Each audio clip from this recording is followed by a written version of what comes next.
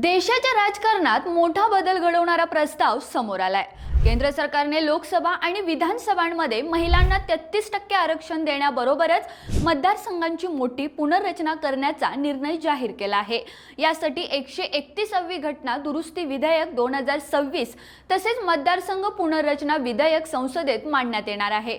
या प्रस्तावानुसार लोकसभेतील एकूण जागा तब्बल 850 पर्यंत वाढवण्याचा विचार आहे। त्यामागे 815 जागांसाठी राज्यांसाठी आणि 35 जागा केंद्रशासित प्रदेशांसाठी असतील। मतदारसंघ पुनर्रचना ही 2011च्या जनगणनेच्या आकडेवारीत आधारित असेल।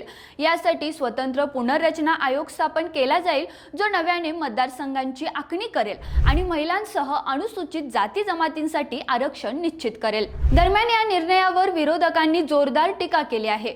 तमिळनाडूचे मुख्यमंत्री एम.के. स्टॅलिन यांनी याला अन्यायकारक ठरवत आंदोलनाचा इशारा दिला आहे, तर इतर पक्षांनीही यामागे राजकीय हेतू असल्याचा आरोप केलाय। याच वेळी पंतप्रधान नरेंद्र मोदी यांनी सर्व पक्षांनी एकत्र येऊन महिला आरक्षण विधेयकाला समर्थन द्यावे असे आवाहन केले आहे।